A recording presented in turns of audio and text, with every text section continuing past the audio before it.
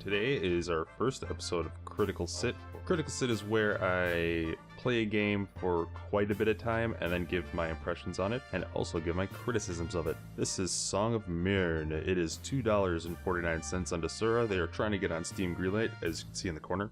It's okay, but there's actually quite a bit broken.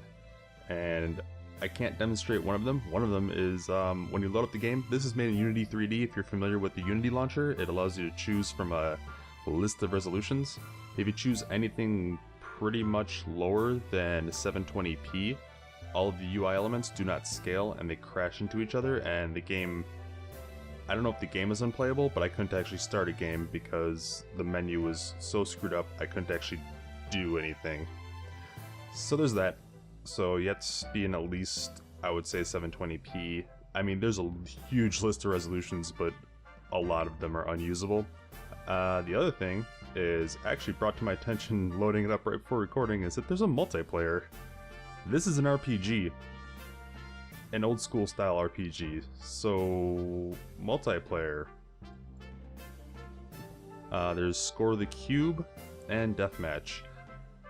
I don't really know how these play because they're pretty much broken. Let me just start this. So it's 2-player split screen deathmatch. I rebound the keys already, but the default keys, let me just show you. Let's see if I can show you this. If you go into options here, first of all, the options menu is barren. There's not really a whole lot here. There's music volume, sound volume. I have no idea what this is. I think it's a different kind of crafting mode, but there's really... that doesn't really help. And then you could choose English or French. This is from a French developer, so that's understandable. It's also kind of understandable how they try to use icons, but in this graphic style, it's damn near impossible to know what they mean. And you have to click this to get into the key bindings. Let's reset to defaults. So you can see up is Z, down is S, left is Q, and right is D. Let's reset player 2. It's the exact same keys. So by default, you control both characters, and Z is up and Q is left, and it doesn't make any sense. It really doesn't make any sense. I couldn't actually get this to work, even like binding the keys to each hand. Just trying to use the spells and stuff, just don't. If it's this broken, why even put it in the game? I mean, I assume like you could make it work pretty well, but as it stands, it's not even worth even looking at, in my opinion. It's just not. It's not there for you. It's there for the developer to fix. Okay, so let's get into the game. I'm gonna start a new game, and then later we will jump into my later game, which I'm about an hour and a half, about 2 hours in. That's including all the time I got stuck. So let's do the Kazvon. And let's do 2, just in case. I have a couple saves. So this is the beginning of the game. I started a new game. So once again, all the controls are screwed up. So you have to go to options and rebind all your keys. Because things, I don't know. As the developer, he didn't really have an explanation. He just kind of said he blamed it on the plugin he used to create the game. But I don't know, I assume you just fix that? He could probably just fix that, right? I don't know. Maybe I'm ignorant of how that all works, of how plugins in Unity works, but it seems like something you could fix. But okay, now I can run around. The weird thing about controlling this is you are awfully slow, and your character always faces where your cursor is, and basically, if your cursor is facing a direction, you walk that direction, you go a little bit faster. But the fastest way to move is really just moving diagonally. You go I would say almost twice as fast going diagonally than actually forward. So that's kind of strange. Let's see, this is the beginning of the game. We come into our home, find a note. There's no tutorial whatsoever, really. There's sometimes notes on how to do things, but... Oh, here we could loot the cupboard. If there's anything in here, it'd be in these slots. You'll see that later. Let's go upstairs. So let's see. There's a... I thought that was a cat when I first saw it. There's bandages and a dagger. And then a fire kit. You have to build a fire if you want to cook anything. Health potions and gold. We'll take all that, because why not? Pop this door open. No! Apparently my wife is named Fluffinette. I thought it was a cat. It could actually be a cat, and they just... I don't know, because there's a later conversation in a bar where you can tell the guy that your wife was killed and you're trying to find its killers. But that doesn't look like a human to me, so I don't know. I really don't know. I also saw an early version of this game where the opening scene was you were living in your parents' house and the town is being attacked by wizards. And it looked actually pretty awesome. I don't know why it doesn't start that way here, but, well, it's what we got, I guess. Let's see here. I'll go into my shack. I'll loot the barrel. I'll grab this shovel. Let's get out of here. I wonder if I can farm. I doubt it. I think the shovel's just a beginner's weapon. So I can show you how the inventory system works. You can't just click and drag anything. You have to click, hold control, and then click another space to actually move things. There's actually help here. It took me a while to find that because I didn't know. Oop. And then also you can read notes. If you just click on the note and then hit use, the note will pop up. Which also, pretty strange. This game does not hold your hand whatsoever. I don't know if it's because... Have a nice day, my bunny. See, this is a note to his wife, but she looks like a cat. Maybe he's married to a cat? I'm not sure. But yeah, maybe it's just because of the localization, like the translation to English. It's a lot harder to make straight up tutorials, and he wants to rely on just... I don't know. So here I am kicking a snake's ass. And there's my XP bar in the very top, and then there's my toolbar in the bottom. You can customize what goes in there if you have actual items that you can stick in there. And there I harvested a mushroom. I'll harvest this one up here too. It's actually kind of cool. It adds almost Skyrim-esque elements. See, I failed gathering, but I still gained an XP, and my herbalism skill went up. The more you actually use a skill, the higher it goes, and that goes for herbalism, mining, and I think there's one more thing and I'm forgetting it. But there's a whole crafting system in this. There's crafting recipes you can collect in the world. I don't know if you actually have to find them to actually craft things, because I'm clicking a lot. You don't actually have to click so much, you can just hold the button. I'm getting my butt kicked. There's no real great indicator of when you take damage or if you're low on damage. You just have to look in the corner. And playing this at 1080, it's really kind of a pain in the butt to keep doing that, especially when all the action is dead center on the screen and your character is so small and you're trying to actually watch what you're doing. Oh, snake, die. Nope, I can loot the snake and get some leather. Snake leather. Loot. Hey, let's see what's down here. Oh. I'm gonna run away. I always do that when my cursor... I'm trying to run away, but my cursor's on the wrong side and I end up walking backwards really slowly. So I'm gonna run away. When you kill creatures in an area, they do not respawn. So there's no real grinding for XP or anything. I guess that's an easier way to balance the game. But actually at a certain point where I am now, later, it's actually really hard. So I'm gonna heal up by just sleeping here. It's also gonna save the game. My wife cat's corpse is still here. That's weird. Checking that in case. And also the plants in every house, they change every time you go in. It's kind of strange.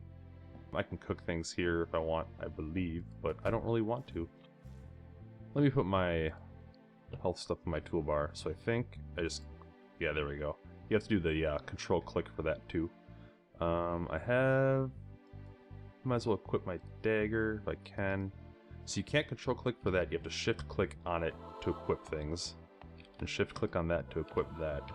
The cool thing is, armor and stuff, and like helmets and weapons, they actually change the appearance of your character, which, even though it's a low you know, a lo-fi graphic style. It's actually really cool. So let's kill this wizard. I think it's a wizard. I do a little more damage when I actually have my weapon equipped. See if I can ding a level here. Oop, might as well equip my bandages too. All healing is essentially... It's essentially just heal over time kind of things. Some heal more, but go... Like, bandages heal a lot, but they go really slow. Health potions heal less, but they heal a little bit quicker. So that's fine. That's cool.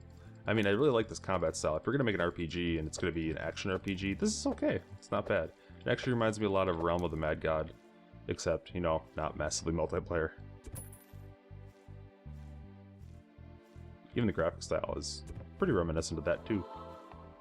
Even though I think this is... No, I think he started developing this about 2 years ago, if I remember right. About 2 years. There's been videos on this game for about a year already, and I think they all said it's been out for a year, so...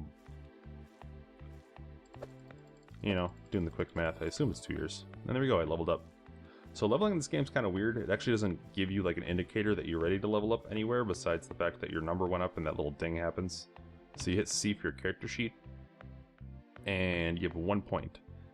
It doesn't tell you this, but that 1 point can go in one of any of these given spots.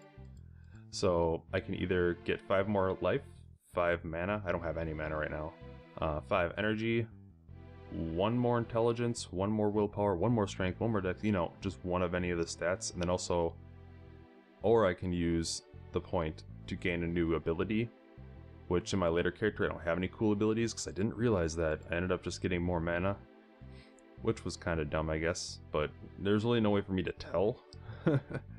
So let's see if I can find something cool.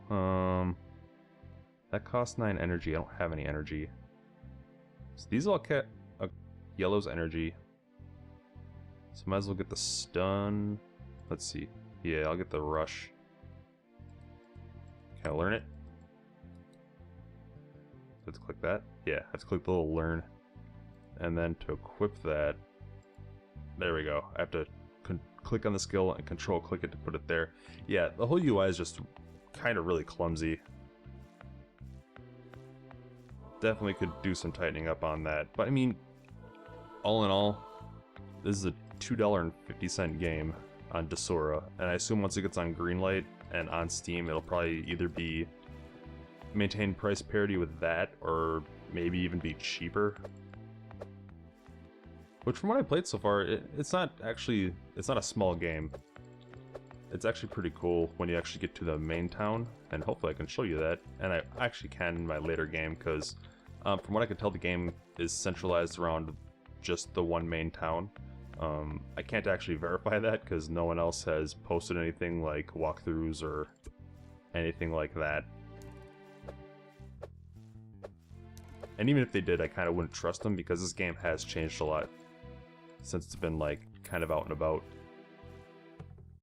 So let's loot that. Loot this. And once again, none of these guys are going to respawn, so once I clear an area, I can just come back all like easy peasy and just walk through. I just really wish I moved a little bit faster.